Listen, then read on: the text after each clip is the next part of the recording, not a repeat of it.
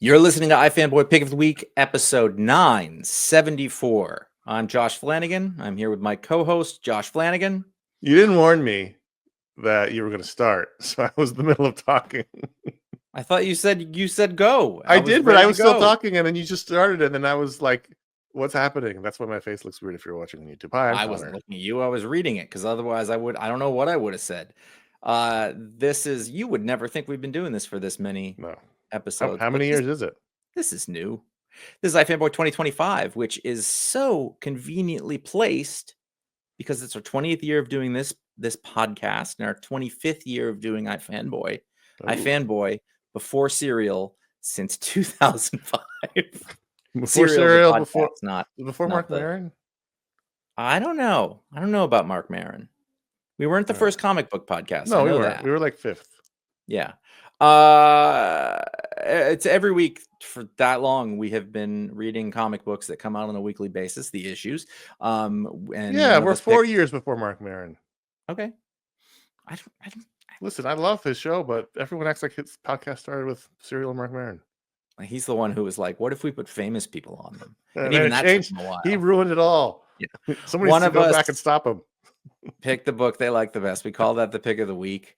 We will talk about that book. We're going to talk about other comics that we read this week. Not all of them. For that, you got to have a special golden ticket. But you're going to find out more about that later. There's a patron pick. There is listener mail. It should be a good time.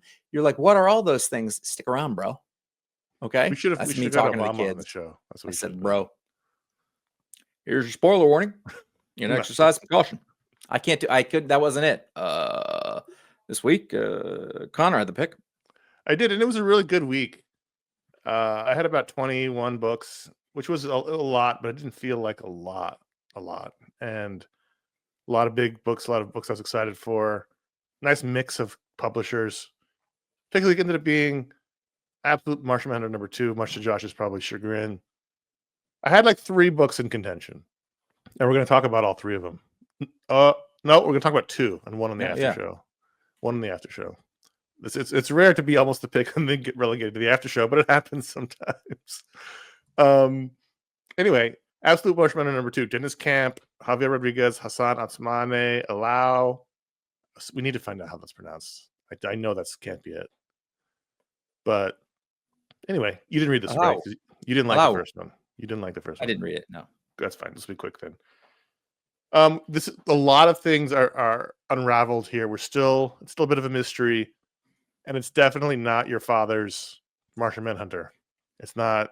Well, it's this one is probably the most far afield in terms of character that we've seen so far, because in the first issue we had essentially, I mean, was his name even John Jones, the detective? I can't even remember now. But we had a guy who had a Martian in his head, and we figured that's kind of the typical Martian Manhunter relationship. But here it seems more like the Martian and the guy in the DCU, they're the same person, right? Just chameleon. But here it seems like the 2 different organisms, and sort of the Martian hangs out with the dude in his head, but doesn't become the dude, and then he's the other dude. Well, I'm holding the beverage here, man. Oh, we find out that this guy's not Martian. The cop's like, we've been to Mars. There's no people there. He's like, yeah, I'm not from Mars. I just took this form because it's like the most recognizable alien form to you people. But I'm from like way far in the universe. And in this issue, the Martian basically gifts the dude with his Martian sight, and so this issue is all about him trying to harness. And by sight I mean the telepathic sight. So he's trying to harness how that works. He walks into a crowd and he hears everyone's thoughts and confessions and deep dark secrets. And then since he's a cop, or he's an FBI agent, there's a hostage situation, and he is able to use the telepathy to gain the guy's trust. It's a lot of like power building in this issue where he's figuring it out, and it's just full of this amazing Javier Rodriguez art. He's got these great pop colors going. He's also coloring it. The way he's visualizing the powers, the way he's visualizing the Martian. It's a book that looks like no other book on the stands. And I think we said something very similar when he was drawing Zatanna, that is Zatanna miniseries, that they just didn't look like anything else being published. And it's the same thing here. It just doesn't look like anything else. And it's a gorgeous book. And it's a really intriguing story. And the logo. I really like that. That looks great. It just doesn't look like anything. It pops. It looks new and correct and traditional. Like it's both things. Right. It's country and western as far as covers go.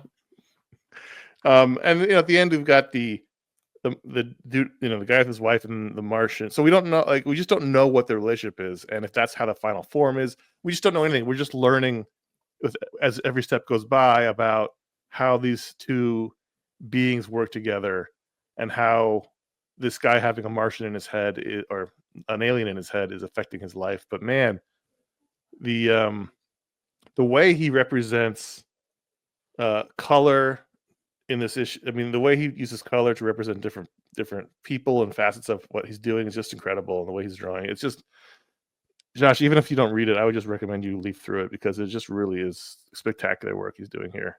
Sure. And I just love that we don't really know what the deal is between these two. Is this is he going to end up with a traditional Martian Manhunter type character, or is this going to be almost a Firestorm relationship where there's just a Martian in his head? Have Oreos shown up yet? Oreos have not shown up. We're still waiting for that. But it's just a gorgeous book, and I like that they can take chances. I mean, I know I complained about the Green Lantern one, but I didn't like what they were doing there. This one feels almost like Ultimate X-Men, in that we were like, what is this book? This book feels like it's not like anything else that's happening. Right. And this feels like they're really experimental here. They're really sort of just going way out there, and that's fun. It's not on the rundown tonight, but I read the Assorted Crisis Events book that Danny Camp is doing also, and wow, that dude! One thing he has some concepts. He's got some imagination. Like, he's definitely. This was a week for him for structure. Yeah. And again, that book's not on the rundown. We'll talk about it in the after show, but that book was all about structure. And this book also had a really interesting structure to it. Yeah. He clearly thinks very interestingly. Yeah. And with that book that click together.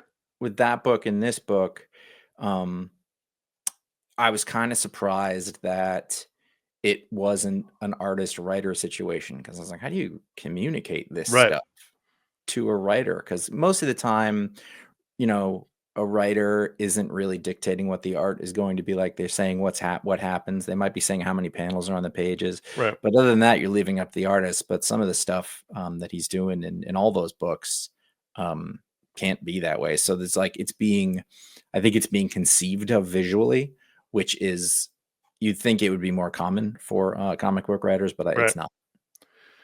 And it's just, they're fun too. I mean, they're almost like a weird Lethal Weapon type, team up between this Martian who's not really there and the cop, and it's just fun. And then you get this great stuff where Javier Rodriguez is using these silhouette panels to put images inside them, representing what the guy's thinking about, and it's just, anytime he draws a book, it's an event, I think.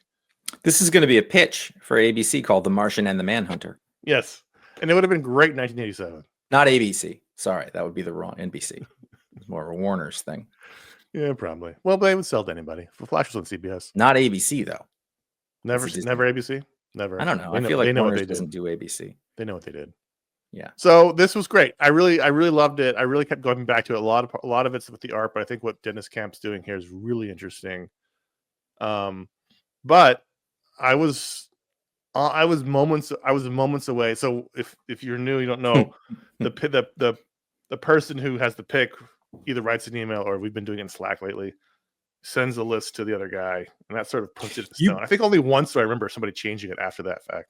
I think it was me. You were very late, and I don't mean that in a bad way. It's just usually you're way ahead of it, and were you like, I don't know? Was that no? It just was. This was life got in the way this week. I was hoping to get it done by Wednesday, but I didn't. But I was moments away from picking Justice League Unlimited #6, the second part of this crossover with World's Finest. We Are Yesterday, This is interesting. Story by Mark Waid and Christopher Cantwell. With Noticed the script by that. Mark Was Waid. surprised. I'm interested. The paranoid part of my brain goes, are they positioning Christopher Cantwell to slide in and take over the Mark Waid spot? I mean, he can't do everything. Or can he? This is the art by Travis Moore. Usually Dan Mora draws this book, but I think Travis Moore's art was appropriate because there's a sweetness to it. And this was all about the sweet little boy known as Airwave and how he was manipulated by Gorilla Grodd into becoming a double agent for against the Justice League, and how it ultimately led to his downfall. Airwave, if you may recall, was one of the vintage sidekick characters that Jeff Johns brought back in his Stargirl miniseries last year, where they brought back Jay Garrick's daughter and a bunch of like a dozen characters from the Golden Age. And I did not remember that. I had a vague I think maybe at first I thought it was that kid who turned into Gog or Magog or whatever. Oh yeah. But I was like, no, that's not it. But either way, it's an archetype, that character. So I was like, okay, I get it. He's the new kid, and they're gonna bring him in. And yeah, I love this idea. First of all, I didn't even mean this to tie in, but it opens up. So the first part of this, we learned that Grodd was the big bad guy in the past, and then in this one we find out that when Amanda Waller split the powers away from everybody, and at the end of that event, the powers were all shot out into the world, and we know that from other books that Fire Knights got their powers mixed up, and Captain Town's powers ended up in a bear. Here we see that the Martian Manhunter's powers ended up in Gorilla Grodd, and so you had someone who was already a powerful psychic, and it wasn't totally by chance. He sort of sensed them out in the ethos, and he pulled them in. But now you've got Gorilla Grodd, who's already a powerful and scary psychic villain, but now he's got the mental capacity of Martian Manhunter, so he's incredibly terrifying. And Grodd is such a great villain because he's a classic sci-fi concept that doesn't seem weird or stupid. He's incredibly physically terrifying because he's a gorilla, but he's also incredibly smart. But so the gorilla part isn't the scary thing about it, which is I think a cool kind of twist is that all the time the gorilla characters are going to be the ones that are big and strong and brutal, but the fact that he's a gorilla it almost doesn't matter. It's the fact that he's formidable. Yeah, he's formidable in a way that most of the villains aren't. And he's sneaky. At this point. He's sneaky. This is my favorite moment of the week where he is where Airwave's, I guess, from Austin, and Superman's there giving him his Justice League badge, and Gorilla Grodd's just peeking around in the corner. He's in an alleyway. I mean, just like that. How do you not love that page? There's a shot of in the New Gods where Kirby drew Darkseid doing that around a corner too. Remember? That's right. That's right. Maybe that's a little nod. I want you desperately. I had this thought last night. I want you desperately to do a Talksplode with a current DC colors. It doesn't have to be Time or Bomb Beyond, but it could be. And I want you to hammer them as to why Superman's colored with teal. So what you're asking me to do is really more of a hit piece. I need you to sandbag them. I need you to Mike Wallace it up. I want to find out why he has suddenly been colored with teal for the last couple of years. It's just bothering the fuck out of me.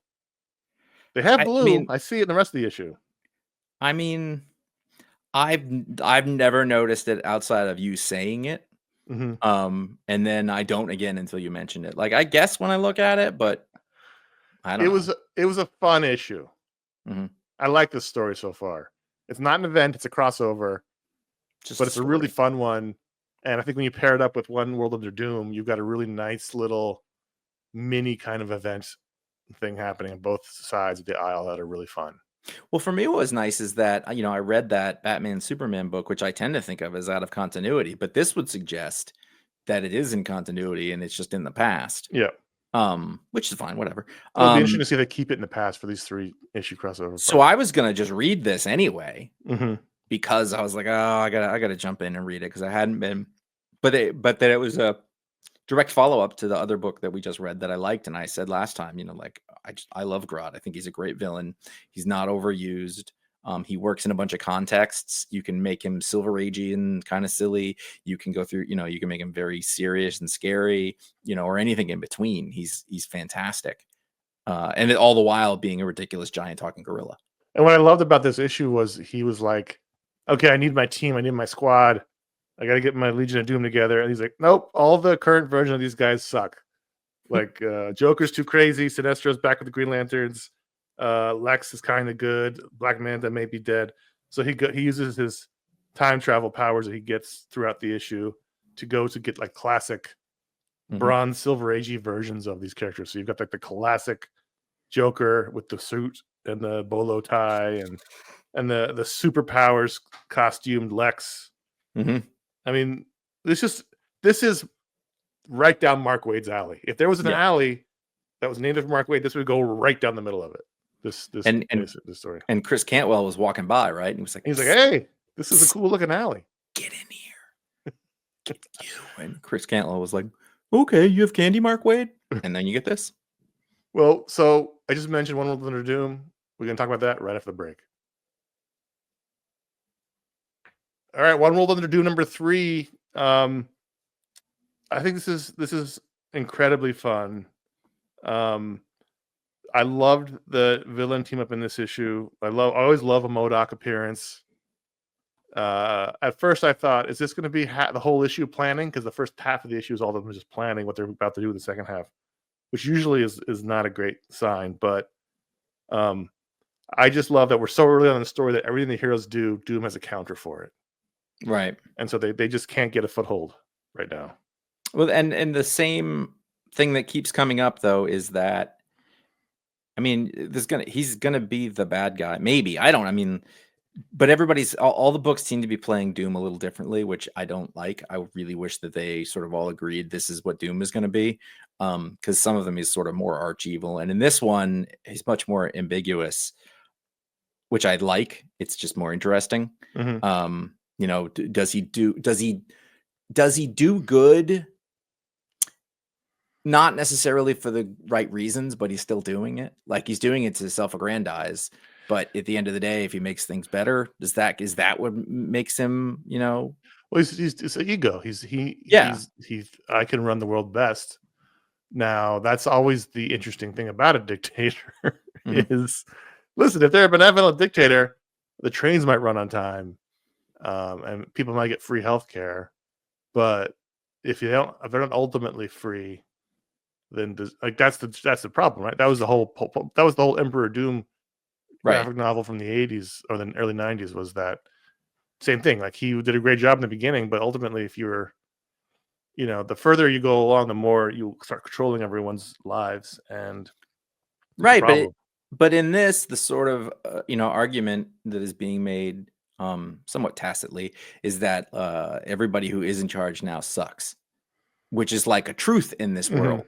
Both this fictional world and this, right? Because they didn't have to be persuaded, or right, and so that's the other thing is that the Avengers are convinced that he's doing some shady shit, and they find out no, the only thing he did was use his ability to be in more than one place at once, a different, and convince these people. There was a little bit. I thought the one interesting line was, it wasn't just convince them like through negotiation. It was like gave them whatever they want, sex, money, power, and I was like, oh, that's interesting.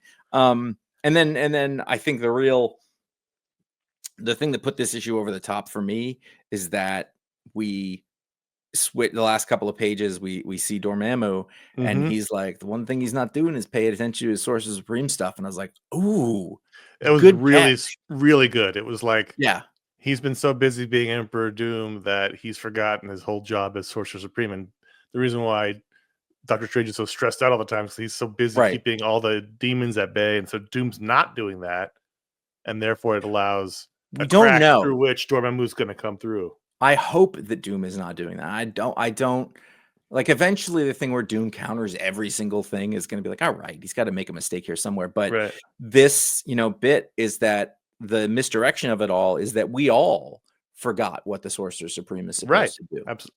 And I think, in fact, there's a part where he's giving a speech. And I was like, oh, right. He's wearing the cape. I was like, right. He's Sorcerer Supreme. I just, it just slips your mind. And I was like, oh, right. He is Doctor Strange. You know what? oddly, they have not mentioned it all through this, and I wonder if it will be like a hinge pin or just something they ignored as that magic as a cost thing. Oh yeah, I'd be happy to ignore that. I know, but at the same time, like you'd use it to undo him at the end but I think they should not. One thing they can definitely undo is Iron Man's armor. I mean, what is this? It's not good. It's not. He's in the silver armor and everything else. He's in the Silver Centurion. Go to page 5. I mean, there's nothing dynamic or fun about that armor. It's bad. It's bad. I found myself thinking, we're in the age of realism in comics, right? They want to make the armor look like it's functional, but can't you just have him like invent like liquid metal and have him in a suit that looked like from the 80s where it looked cool? He's pretty bow-legged here, right? I gotta say, not a big fan of the figure work in this issue. I like RB Silva, but yeah, there's a lot of awkward poses. Yeah, look at the in that same picture that the same page. Look at the size of Otto's arms. He doesn't skip it, man. They've been working out. Yeah. I do like an awkward team up, and here having Mysterio and Arcade and Madeline Pryor. Yep. And what's his face and MODOK. Who is that? That's who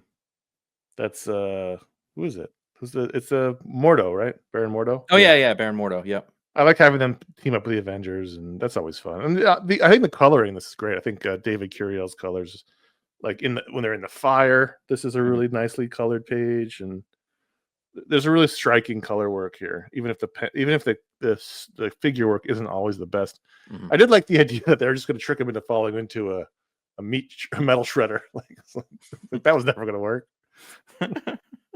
Like, come on, guys. But it was a fun issue. It was a really fun issue. And yeah, it was. And they all have been. Like the vampire storyline that led into this was really fun. And then this has been really fun. Like this is, I mean, I guess it's an event. It's crossing over. There's totally crossover issues. Yeah. Yeah. I mean, and it's a really fun one.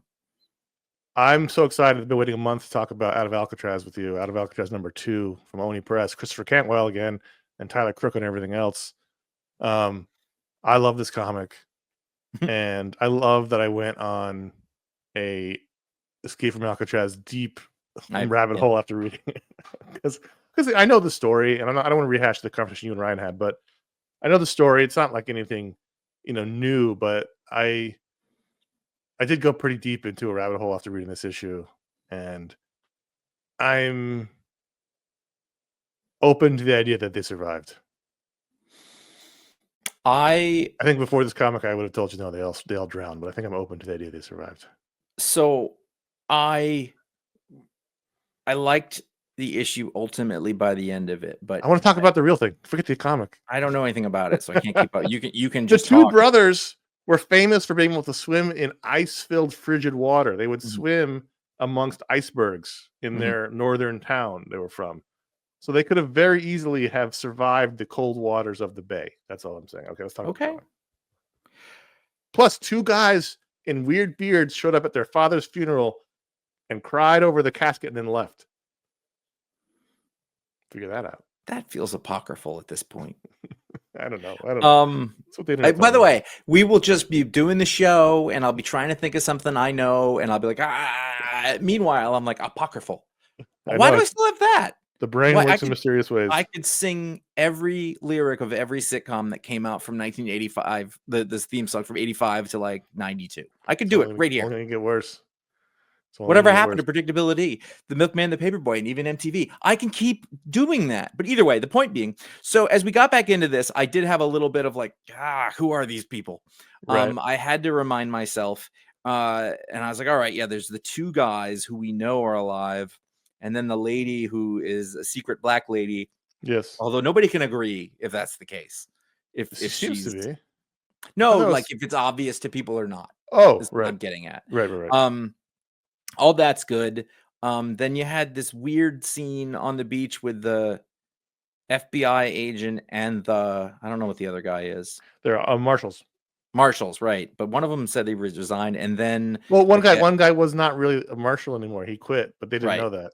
Okay, so then they had a fake fight, and then they're having an affair in a hotel room, and I thought, that's kind of from out of nowhere. What is the point of this? It's a hat on a hat. It's like Yeah, no, I get it. I agree with you. It's like one thing too many. Slightly, it's like one. Like we're already doing a lot with this comic, and only probably 4 or 5 issues. So like, right? Do we need to also put that in there just because So it's just a lot going on? Is there something realistic? Is there something in history that I don't know about that there? Probably not. Because if not, I don't want this to sound like I'm complaining about a couple of gay dudes having a relationship. I'm not. If it was like, if they had been a male and a female, it still was like, well, what is this about? Like Right. it was weird. Now, as the issue went on and they sort of had a reason to go on a road trip together, I was like, that's a little more interesting than, Mindhunter, 2 guys just sort of off in the car. So I guess maybe that's something. And then the brother showed up I thought we were sure he was dead. Well, and I was flipping back and forth to figure out who the hell everybody was. They thought he was dead in the first issue. Did we know he was dead? No, we found out here that he survived. That was not clear enough for me. Yeah. I did find it funny though on that beach scene that you talked about earlier that like they're standing amongst all this wreckage, or at least all this evidence that these guys survived, and they're like, right. I guess they didn't make it because they didn't want to investigate it, and they didn't want to admit that you could survive. So I think that there are a lot of things in this that I liked, and I think the individual scenes in this, when taken on their own, I think were very, very good. And so the end, I felt very satisfied. But I do think that there was a continuity problem going on with sort of like making all the pieces work together and not having too much. Like, I don't know if I need a more comic book work in terms of sort of identifying who people were, and maybe this is one of those things where this is the challenge of these kind of books, which is why I tend to like them better in trade. Is because you just, it's easy to remember month to month what Hawkeye is all about because you've been doing that for 40 years. But the new people that you don't know, it's hard. But and there's 3 or 4 blonde guys who kind of look the same. I just maybe because I did read it when it came out. I just wasn't on the show. I don't know. I didn't really have a huge problem. But then again, I was constantly looking up real things while they were reading the. And again, also like one thing they did do was the FBI agent guy with the brush cut. He always kept his glasses on, even in bed, and I was like, "That's nice." Just can't see it. But then there's a shot like the guy gets up out of bed, and they do a backward shot, and they've colored the dark haired guy with blonde hair, and I was like, "Why are you doing that? I need him to have dark hair. He's the one guy I can recognize." And I was like, "Wait, was there a third guy? Which guy?" So we're looking at page 18. They're in the hotel room. They have just I see. But they colored the guy with the glasses with blonde hair in one panel. Yeah, and I didn't notice that. That's a bad call. At least he has the glasses on. Yeah, no, absolutely. If he didn't, it would have been. I did like the sort of claustrophobic feeling amongst the escapees. Like they're stuck with this woman who's got power over them. They can't leave. When the guy leaves and he wants to get out, he goes to the post office and gets recognized because there's a wanted poster, which he wouldn't have done.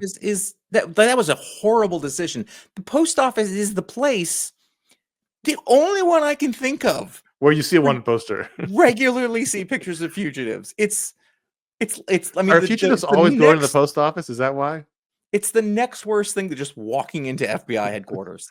Also, that guy was apparently like a certified Mensa genius. So I was like, would he have gone to the post office?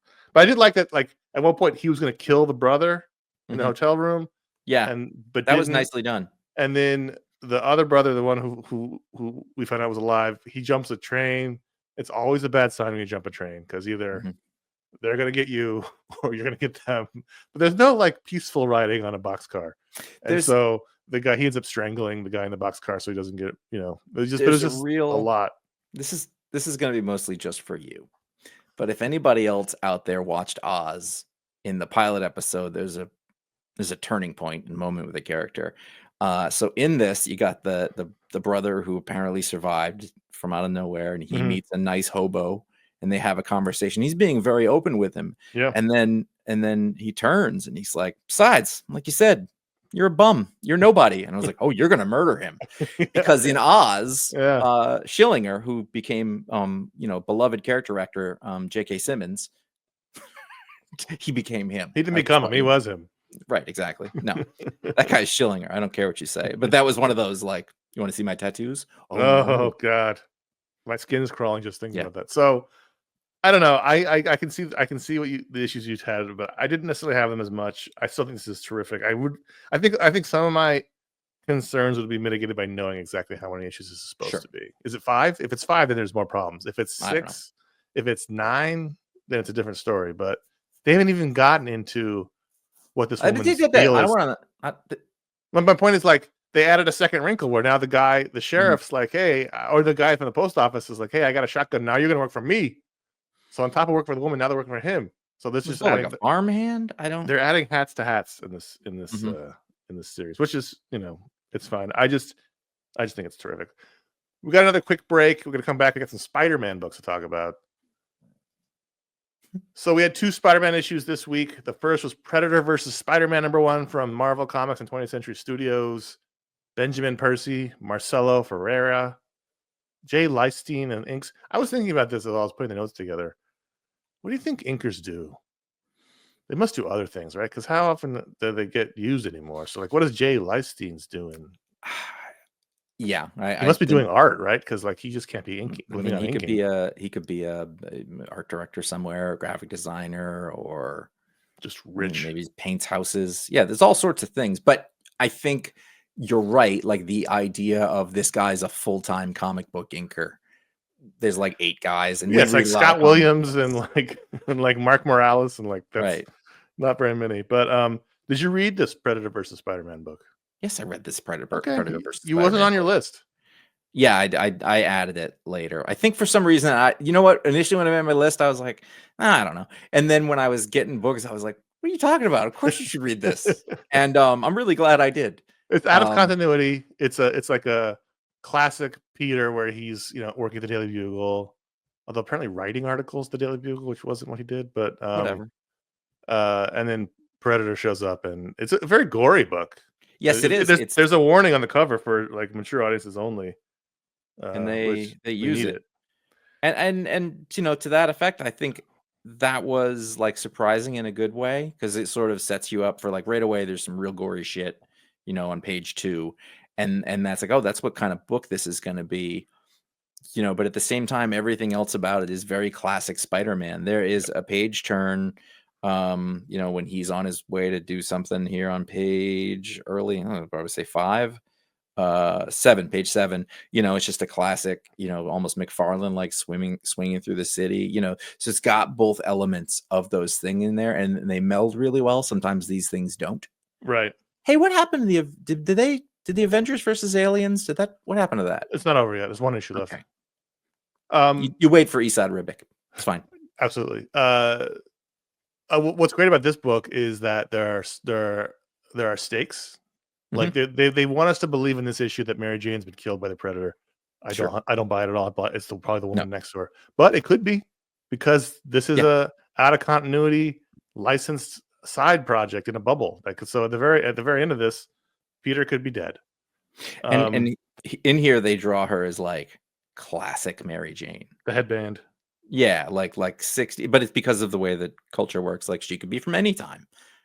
And she's adorable. There was one bit here, and this is just a minor mistake, but like, the cop is yelling at J. Jonah because he published photos of the crime scene that Peter surreptitiously took.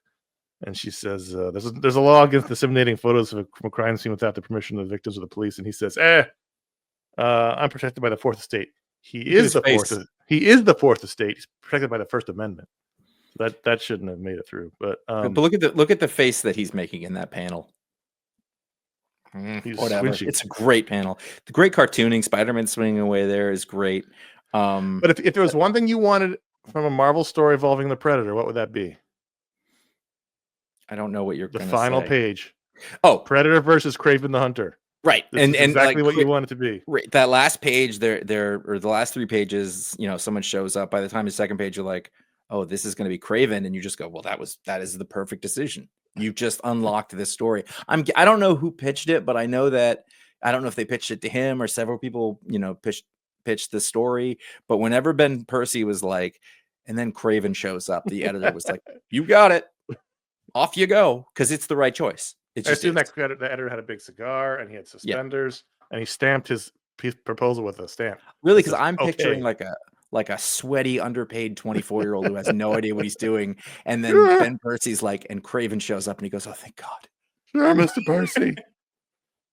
Let's move on to the other Spider-Man book, Amazing Spider-Man 966 or 2, the second issue of the Joe Kelly Pepe Larraz run, and there was no backup story in this one, just in case you were wondering. I thought what this issue did very well was cause confusion, because I read the first half of this book. I was like, what is going on? And it's supposed to happen that way because Peter's been drugged and he's sort of Right, bouncing in and out of his life and blacking out. But they don't make it clear, which is a good move, because as a reader, I felt the same way Peter did. I was like, what is happening? yeah, and that's a tricky move, because It could backfire. You could check out before that happens. To me, yes, absolutely, they made a lot of sense of a lot of things that had happened. To me, this is the Pepe Larraz story. It's the Pepe Larraz show. There are a Look at couple that of Green Goblin. Yep, that's the one. That's right there. If I had to give the pick of the week to something because of a page, it was that. It's just, I was like, that. I gasped when I turned that page. Yep. I was like, oh. Yeah, I was gonna mention it too. I was like, I'll wait till we get here, but I know. I mean, like, there's an indelible thing about comic book art. We sit here every week and we talk about it, but you turn that page and you look at that and it's not, it's elemental. but it's not anything new. I mean, we've seen a shot like, but whatever reason, this has it. Yep. It did, and you saw it, and I said as soon as you turn the page. And then what's really nice is it's not an essay, but just before they get to the letters at the end, I don't know if it's the editor or I think it's the editor who says, I wanted, and I love this, I've never seen this. In the second paragraph, I want to draw special attention to a particular page of the book that Pepe Larraz, when he's sending art where Spidey swings into Ravencroft, and he just talks about how cool the page is. And I was like, that is awesome. I would love to hear editors talk more often. I can tell you from my very limited experience editing a comic and a graphic novel, that was the best part of the job, was when the art came in, because at this point it's all theoretical. It's words in a page. You've discussed it. You talked about how you want it to look. You've seen breakdowns, but as a person who's written comics, it's not real until you get that email with attachment and first pass on pages 1 through 5. You're like, oh, because there's an excitement of that. What's it going to be, and it's the best. I just really like that the editors. You hear the writers will talk about it, but they kind of have to hype up their own thing. But the editor was like, "This is why. Look, Ravencroft looks amazing." And then he describes like how Spidey changes his direction on the buttress of the building, and I was like, "Wow, I really like hearing them talk about it." Oh yeah, he did. Yeah, he swung against it. That's cool. Pepe Larraz is. We talked about it when he first blew up, but the best new artist in terms of pure superhero talent we've seen in a while. I mean, that page we were talking about, the Green Goblin one, that had everything good, old, and new in it. There was something about it was like, I feel like I'm looking at Ramita, but it's today. And then there's the last page with the rhino in the design of all of that, like that weird contraption he's in. You were gonna say yes, I have one criticism, then I have a question, and then we got to move on. Also, I don't have any idea who Itsy Bitsy is. I've read a lot of Spider-Man comics. They explained it. I've been reading Amazing Spider-Man for a long time. I have no idea who Itsy Bitsy is. In the paragraph before the editor wrote that, they said he's from this. It's Spider-Man and Deadpool, and I was like, cool, thank you. That's all I need. So, Peter shows up for his first day at work at the Rand Corporation. Is that what it was? Roxxon? No, Rand. Rand. Yeah, Danny. Yeah, and so this actually works with the Green Goblin page. You can see I'm holding it up for the viewers at home.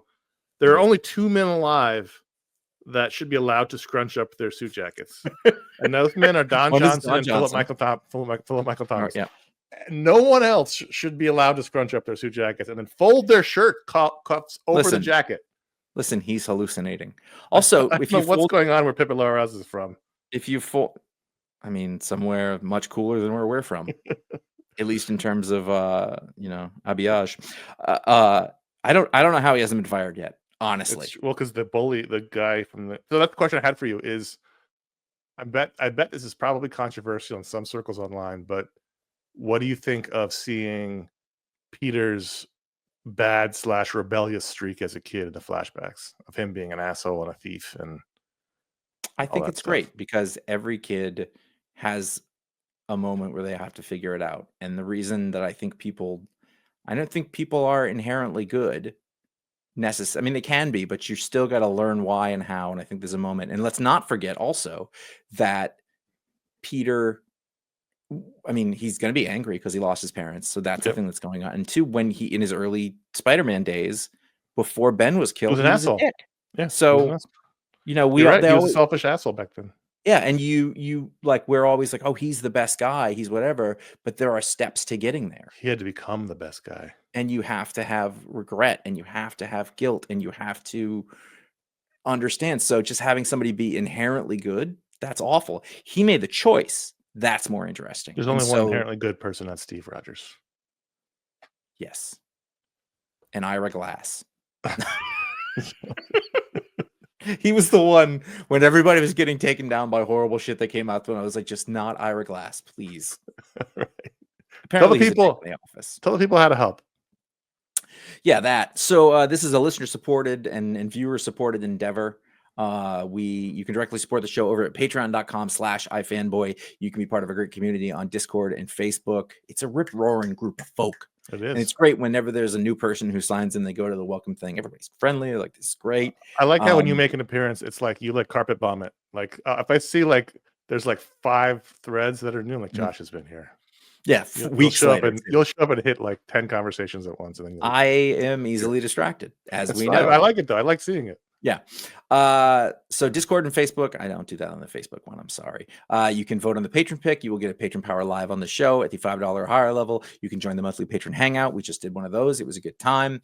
The $10 or higher level, you will get an ad-free version of the show a day early. That is on Saturday at some point during Saturday. Plus, you'll have access to I'm very yawny tonight, and I just want to apologize. Oh, I woke up an hour and a half earlier than normally. I'm 20 minutes before the show. I was on the couch behind me. Can I take a 20-minute nap and still make the show? That was the conversation I had in my head. That would have been a good time. I would not have come. You will get there's the iFanboy After Show where we talk about the books that didn't make the rundown. That will be available to you and you only. So there's I think there's definitely stuff that makes it worth it at this point. I hope so. Let's sell that a little harder. There's a discount if you sign up for one full year. And now you can send and receive gifts memberships. Do that at patreon.com/iFanboy and then add /gift to that for more info. It has happened. It has been a thing. Over at iFanboy.threadless.com, we have 22 designs that can be put on t-shirts and sweatshirts and underwear and wall hangings and everything, basically, you can think of. These are we have 2 brand new iFanboy 2025 logos that are distinct from one another, I think. I got the circle one on a baseball tee that I wore during the hangout. I like it quite a bit. Nice. It's very comfortable. Nice. So those are that and a bunch of things are over there at iFanboy.threadless.com. Finally, is not finally, I'm only halfway. iFanboy.com/support with direct PayPal link for just that if you feel like leaving a tip for the show, basically. iFanboy.com/Amazon is a general shopping link, an affiliate link for Amazon. Doesn't cost you anything, helps us out. And then bookshop.org is where appropriate. We'll have links to order books from local bookstores that are aggregated on the show. Yeah, the book explode when it's available. Sometimes it isn't. Sometimes they don't have it in stock. They don't have a lot of comics. We can do. That's it. Talk about some more comics. We have Those Not Afraid -- Was this the final issue of this volume? No, definitely not. Or maybe the volume. I don't know, but it was not the final issue. Because it didn't say the end. I don't know. Maybe it was not an ending. No, at the end for sure. It was definitely Kyle Starks. Patrick Piazzalungo, I think, is up for the papacy. I like this book, but there's something weird about it. I think the tone is not necessarily working for me. So that's funny is that after the first one, what I said was, you know what, this isn't for me. Like, I get it.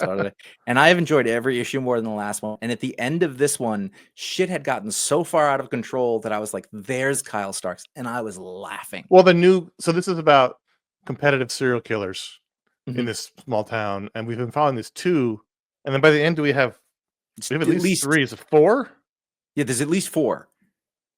And so because one comes out of retirement. There's the dude, the guy was the spree killer who finds out he's not actually a serial killer. He was the original record holder, So and there's then these 4. 2 other guys were breaking him, and then some other dude, just some big lunkhead dude, just comes from out of nowhere, and he realizes, he finds out he's not a serial killer, he's a spree killer, so his kills don't count. But which I is mean, funny. which is very funny. I think it's a great idea. I just wish, I don't know what I wish. I wish it was a little different. I don't know how, but I like it. I do like it. I do like it. I read every issue. I think this is the issue, that it went unhinged, and for me, that's what made it work. It really, like, when they added, it was like, okay, the 3rd one's here, and then they're like, and here's a 4th, and I was like, this is ridiculous. And the thing is, it's not played as ridiculous; it's played as pretty straight. So, like, the jokes aren't jokes. And that might be it, because it's played straight and dark, but then every once in a while you get a really over the top Kyle Stark's joke, and I'm like, well, does that fit this tone he's doing here? Because normally his books are crazy over the top and funny, but this is more serious. So I don't know. I don't know. I like it. I'm enjoying it. I know that, and it's like, despite itself and myself, I'm enjoying it. So that's got to be worth something. Also, Piazza Lunga is a good thing to say. Piazza Lunga. So here's what happened with Superman: The Last Days of Lex Luthor. Yeah. Issue 1 came out in 2012. No, wow, 2023. That's how you blow a deadline. 2023. And what's funny was, at the end of that issue, it says the next issue will be in May 2023, because I think it was like March, and that did not happen. It didn't come out again until 2 years later. You got Redcoat instead. So when the second issue came out, this is a 3-issue miniseries from DC Comics Black Label. When the second issue came out, I was off the show. You were doing it with Ryan, and then this is the 3rd issue, and I was like, oh, did I read the second issue? And I went, and I couldn't find it on my iPad, and I was like, I don't even know when it came out. I just couldn't remember. And I said, oh, well, forget it. And then I was like, no, I really liked that first issue. Yeah, you were like, should I read that? And I was like, I asked you if I should read it. And you were like, what's wrong with you? And I was like, right. So then instead of taking a nap on the couch, I basically mainlined all 3 issues. I went back and found the first one. I read that, which is good. I would not remember what was going on. And then I read the second issue, and then I read the 3rd issue. I didn't remember the first one really at all very much, but the fact is, the concept was so easy to sort of grab onto that when I grabbed the second one, I was like, I kind of remember this, but I didn't realize it had been so long ago. But I got it. But those last 2 issues, and they came out one after another, so they didn't make us wait another 3 years. No, and the thing with the Brian Hitch book is you can read them pretty quick. So there's a lot of big panels. I was like flying through them, because it was like each one's like 50 pages. So I was like, oh god, I'm never gonna do this. But then I was done in 20 minutes with the first one, so I was able to do it. Anyway, I like this. This ended up being very good and very unexpected, and it was really good. There were a lot of wonderful plot twists, and one of the things that I always admire in writers is the scheming and the surprises. So, like, such and such a character does this, and they've been playing it all along, but then another person counters it with something, and that stuff all had to be thought of at the beginning. So the planning element of that, and sort of just, the characters are super smart for thinking of it. So part of me is really impressed by the writers in doing that. Well, I really enjoyed these last 2. It's part of the Mark Waid renaissance at DC. I think when he came back after DiDio left, and because they didn't get along, and so he was in exile, and he came back and he had all these ideas and books and things. Yeah, it's like it was built up.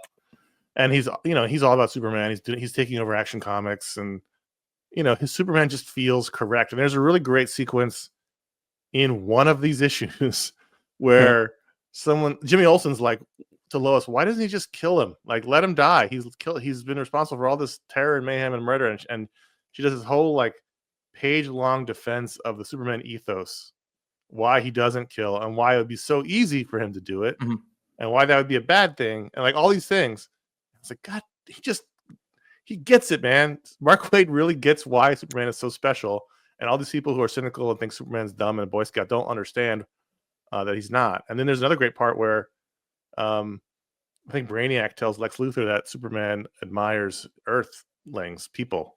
Like, those are the people he looks up to, because you don't go out there with impenetrable skin and possibly immortal lifespan. You go to the moon, and you swim in the ocean, and you cross the street. All those things could kill you, but you do them anyway, and that's why he admires you so much. And it's just like he just gets Superman. He just gets it. It's not even a complaint, but I read the last few pages a few times because I was trying to understand what happened. There's a little coda because basically there's a big explosion and everybody's killed, but then you come back to Earth and you see that Superman is there, but he has been depowered. And so And they tell us that, and they show us because he burns his finger on some coffee. And then there's this tiny flashback to Lex Luthor using whatever the last of his powers to save Clark from death, basically. And he's, Lex, what are you doing? And he just goes, tell no one. You know, like he doesn't want them to know that he saved him, which is the redemption of Lex Luthor. Right. Period. You know, that one moment. There was a dodgy bit where in the beginning, when Clark first loses his powers to Lex, he's flying via the Legion ring. Right. But at one point he shoots heat vision out. I was like, wait, I thought he didn't have his powers anymore. They were fading. And he's like punching robots. And I was right. He had like some stored up, but when it was gone, it was gone. That was the call. It was a very good miniseries. If you want an out of continuity miniseries all about Superman and why he's awesome, check out Superman. I have to point it out because we're very pro Brian Hitch, but there is a page here of Luthor flying through space that is one of the worst drawings I've ever seen in a professional comic book. And it's just like, it wasn't good. This big head, like it just, if you have the issue, take a look. It's not attached to his body. Yeah. It makes no sense. It's all off. And I love it. I love that's a Brian Hitch. He also used Jason Isaacs as the model most of the time, but not all the time. So that was Luthor's face was all over the place, but I'll forgive him for that. Doesn't matter. All right, so those are the books we want to talk about, but at patreon.com/iFanboy, every patron gets a vote out of the book to the rundown. This week we had a switcheroo. For most of the voting period, Predator versus Spider-Man was winning handily, so we all were prepared for that. And then some troublemakers in the Discord whipped some votes, and we ended up with excellent use of that phrase. Gunslinger Spawn number 42 from Image Comics, Todd McFarlane on story, Carlo Barberi on art, Ivan Nunez on colors, and Tom Orzechowski still out there lettering. Orzechowski, yeah. But here's my confusion now. The cover says Gunslinger. The indicia says Gunslinger. In the back there's an ad for all the Spawn books that's just listed as Gunslinger. So I thought, it must just be called Gunslinger for But then on imagecomics.com it's called Gunslinger Spawn, and on previews on the listing it's called Gunslinger Spawn. So I don't know what the title of this book is. It's either Gunslinger make a Spawn. Guess. It is Gunslinger Spawn. They probably wanted it to be Gunslinger. Somebody else owns Gunslinger, and so legally it's Gunslinger Spawn. All right, I'm not put it how it is. Also, here's the thing: nobody buying this cares. Doesn't know it's Spawn. Like there's not like a great untapped Spawn. This is where we really miss having Ron on the show. Right, we're gonna grow it. Spawn. I thought the cover was really fun. Let's keep talking about the cover.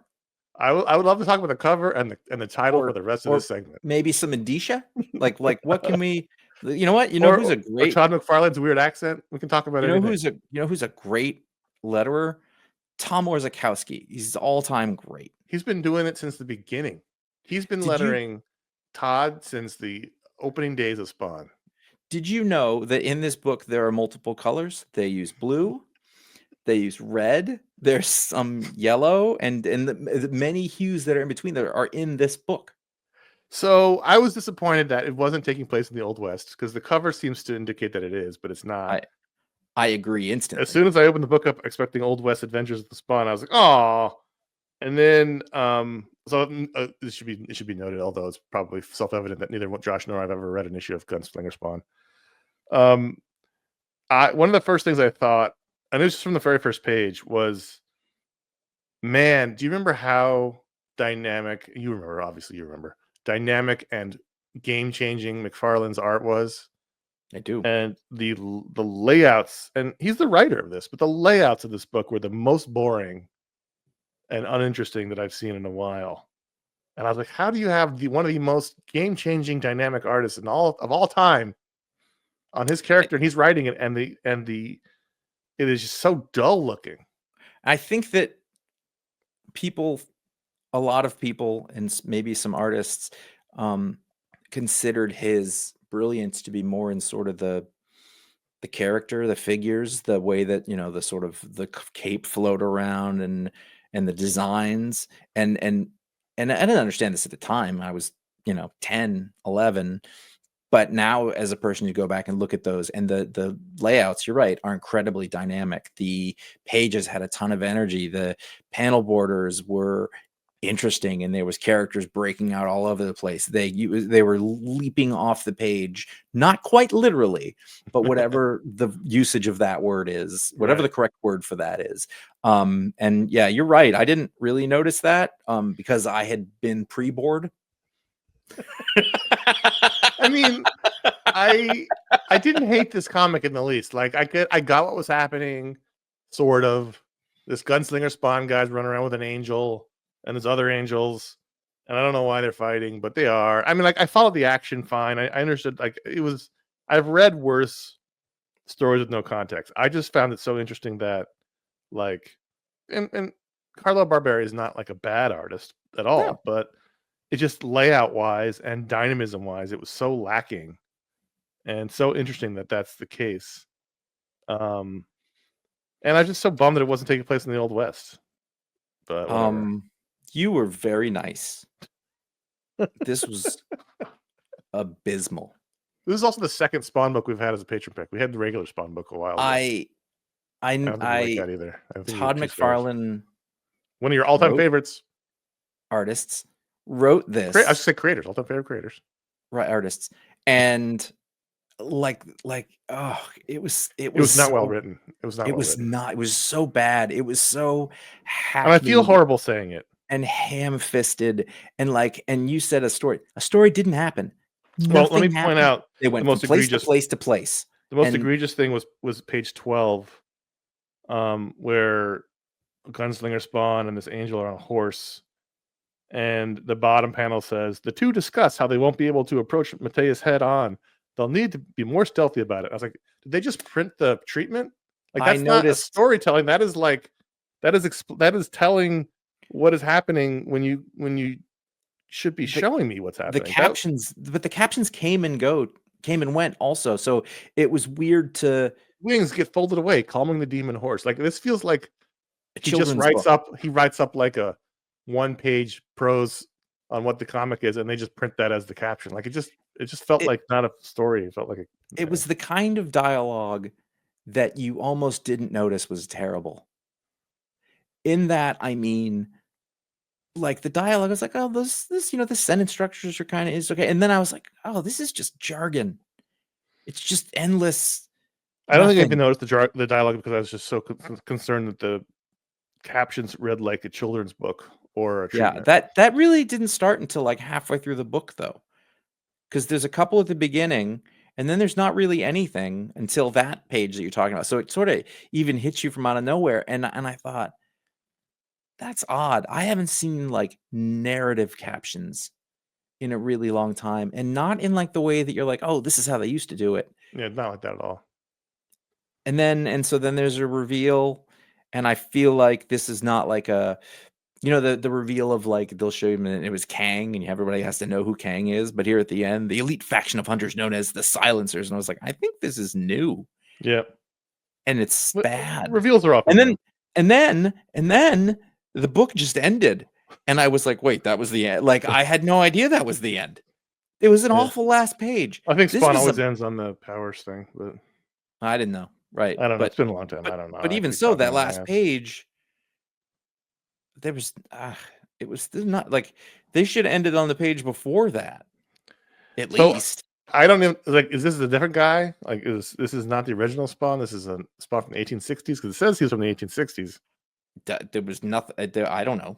There are 4 Spawn comics, and people love it and they buy it. And they're into the aesthetic of it or whatever. And I don't begrudge anybody that. But I've never been into it. Like King Spawn. So he just says Gunslinger. It says Spawn, King Spawn, Scorch, and Gunslinger. Yeah. I just think it's called Gunslinger. Savage Dragon's still coming out? Yep. Still doing it. Overhead's low on these books. Sure. I'm sure they people get what they want out of it. This is now like any sort of niche fan thing that's been around forever. This is, the Kevin Smith of comic books. Like there's a group of people who love it for what it is and still do, and God bless them. More comic books being made is good, but I was like, I don't see it. Yeah, just not for me. But I really didn't hate reading it. I found it more interesting in the things I didn't like. Like I wasn't offended. I was like, oh, that's weird. Like I've never seen that before. I was offended in that, like, I couldn't even find anything to be like, this was bad. What am I, is anything happening really? Really? Like, is anything, like, these two guys are arguing with each other, and it was the same scene as they went to 3 different people and the same argument 3 different times.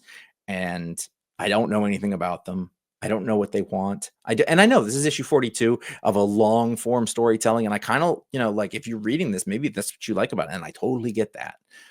But there was nothing in the text to tell me very much about what was going on. And I think that that's a problem. So last week we had a number 2 and you said, hey, I want more non-number 1. So they gave you one.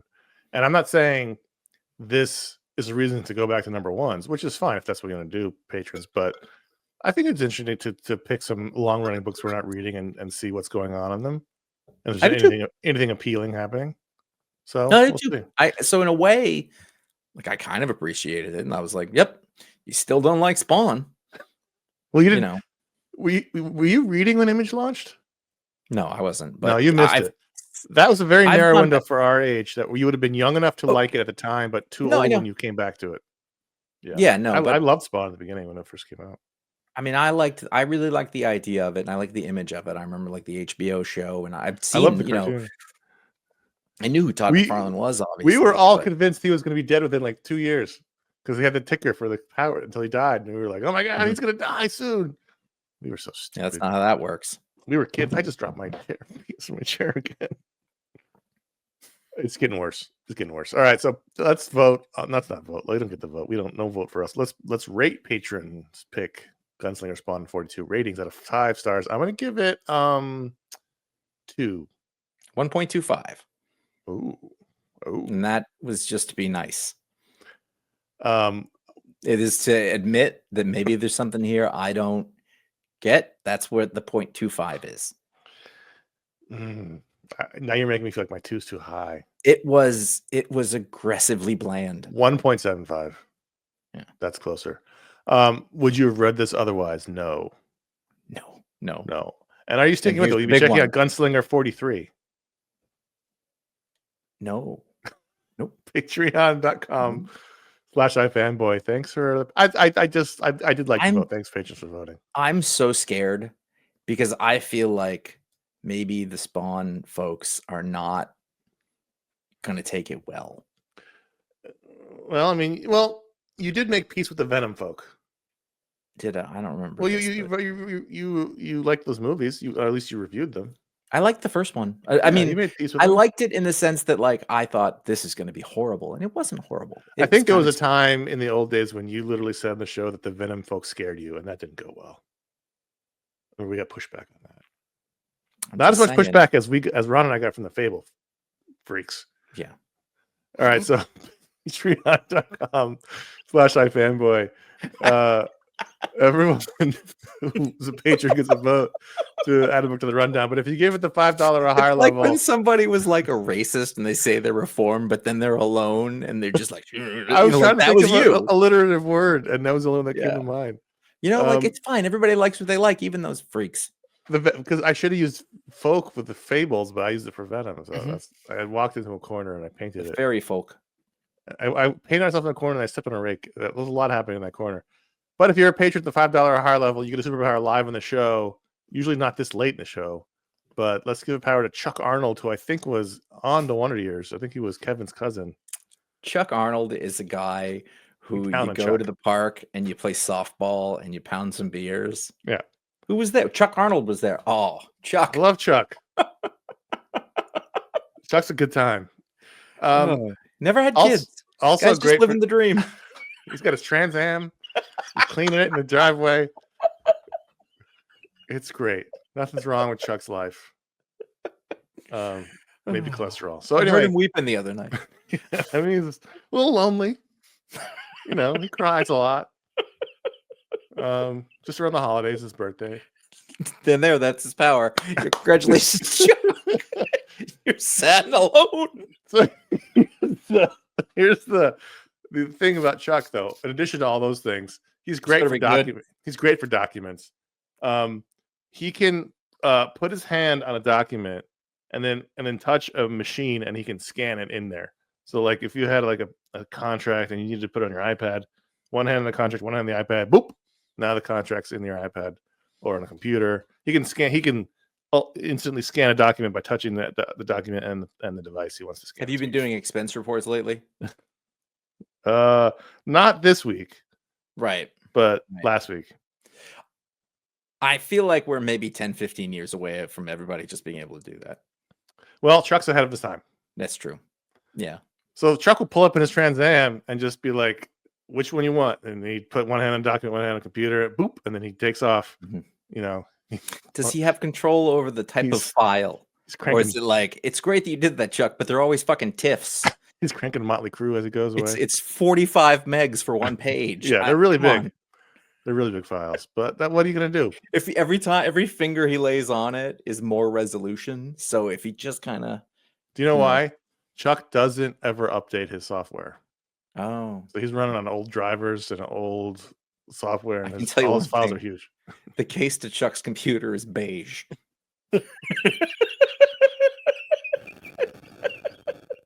Oh boy, Chuck! Thanks. I hope you enjoyed that in the spirit it was given. I've had more fun doing that than I've had in anything this week. Oh, that was no, absolutely. That was a good time for all. Patreon.com/iFanboy. Thanks for being a patron, Chuck. Meanwhile, Chuck is like starts off the show. He's in such a good mood because he saw his name on the thing. He's like, what the fuck? Huge Spawn fan. The only thing he loves more than Spawn is Venom and Fables. And then we just rip through it all. He loved that Tony Stark armor in that one book. It's just not a good day, but in some ways a great day. Part of me wants to just end the show now. Part of me wants to do an email. Wait, just this show. Sorry. Yeah. No, this show. Got excited. Oh no, like pull the plug. We're done. 974 episodes. You ever get the feeling you've been cheated? Thunk. You know what? Let's do this one. It's sort of in line with what we talked about this episode. The only email we're going to do. This is from Scott H. from Portland, Oregon. Let's get rid of that. Scott H. from Portland, Oregon. I've been thinking about this since the last time I heard one of you say if one is Electro. If one is Electro, how would you rank the original Sinister Six? I've included a panel of the crew to assist you if needed. I appreciate that. First of all, for those of you who can't see it, so what we're looking at here is this must be a John Romita era. I don't think it's Ditko. Or is it Ditko? I'm not sure. Maybe Ditko. Anyway, I'm not that good. So we've got Electro. Yeah, that's Ditko. Look at Electro. Actually, they look thin. Why can't I think of names? So we got Electro, we got Mysterio, we got Dr. Octopus, we got Vulture, and Flint Marco. Mm-hmm. Not Kane Marco, Flint Marco, as previously, and of course a very, very sweet, suave-haired Kraven the Hunter. The Kraven is played by Ricardo Montalban. Yeah, I think his face tells me that's Ditko. Yeah. Anyway, I think the arms over on Electro tell me that's Ditko. This is a great drawing. Yes, it is. I love everything about this drawing. I love the body language from Electro. Can I tell you the best thing on the drawing? And you can tell me if you agree with me or not. One of Dr. Octopus's arms is banging on the table vociferously. I must have order. Yep. He uses them like hands. I love comics. And the table's too small for that group of people. It is too small. Mysterio is really far away. Vulture might as well be in the next room. The only one who looks comfortable is Flint Marco, who's always just rocking the comfort level. He's got his arm up on the table. He's just sand under there. He's chilling. He's got to be comfortable because he's always feeling it. Right. There's always in every crevice there's sand. He's always loose. You don't get sand knots. He's just like everywhere. It's like, come on, Flint. This is hard. All right, so see the difficult thing, because if one is Electro is the best, so he's 10.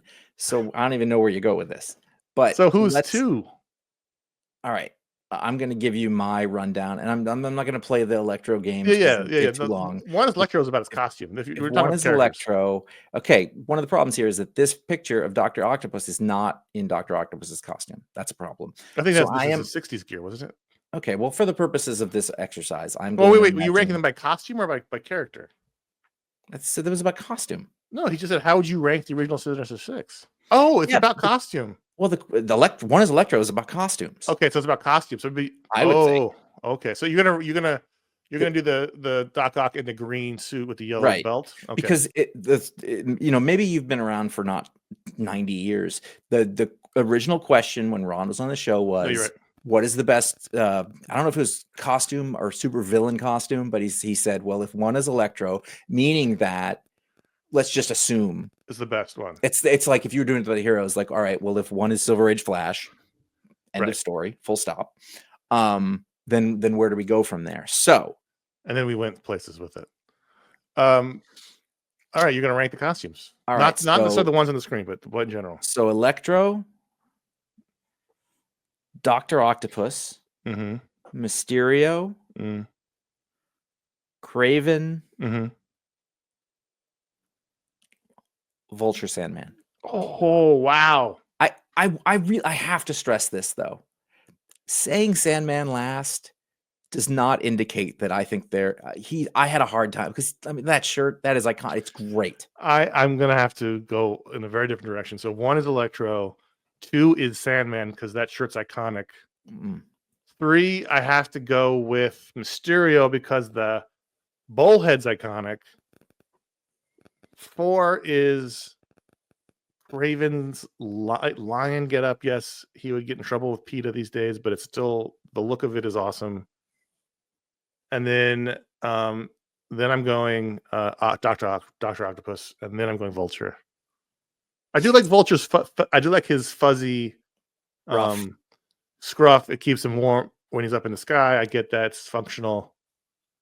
They're all great. First of all, there's not a bad one here. I think the thing about Dr. Octopus is that he's the least scary, dumpy looking person with a terrible haircut and glasses. And what a great thing for a villain to be. There's not a bad one. I'm not saying none of these are bad. I would put a lot of these above a lot of other villains. So I'm just saying if I have to rank these in this particular photo. That's what I'm going to do. I don't know if they ever gave these characters other costumes. I'm going to assume they didn't because I don't remember a single one of them. I remember these. I think Dr. Octopus is just bad. I think he's just colored wrong in this. I really do think he wore purple for a while. Are we not counting the arms? Because if we're counting the arms, I don't know how you don't put him higher. Yeah, I don't know. I mean, I'm putting him 5 out of 6. It's fine. I mean, I love Doc Ock. I love Doc Ock. In the All-Star game, you're going to have a worst, but he's still an All-Star. Absolutely. Absolutely. Thanks for writing in, Scott H. That was fun. That was good. That. And now that we have the video show, you can have visual cues like that. That was great. So we want to hear from you. Contact@ifanboy.com is how Scott wrote in to get on the show. Thanks for doing so. Let's plug some things and get out of here.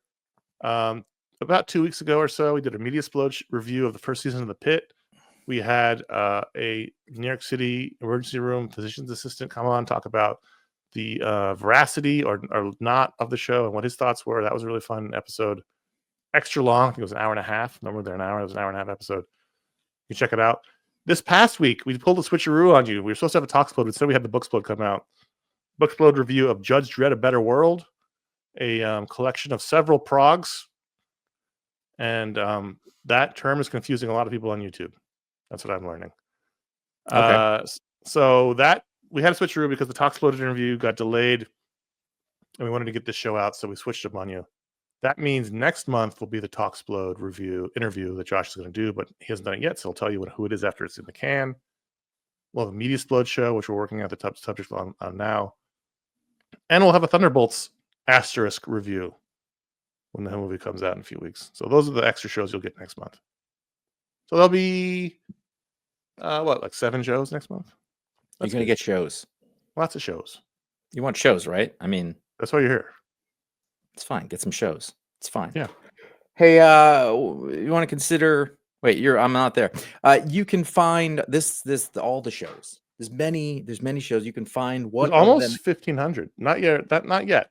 Those that exist that we have access to are available over at ifanboy.com. Many are available at other places, but if you want them, they're always available at ifanboy.com. This is my show. There are many like it, but this is mine. Exactly. What was that gun's name? Not the model. No. But they had to name the gun. Oh, I don't. Full Metal Lucille? Jacket. Charlene. You again. I can't remember anything.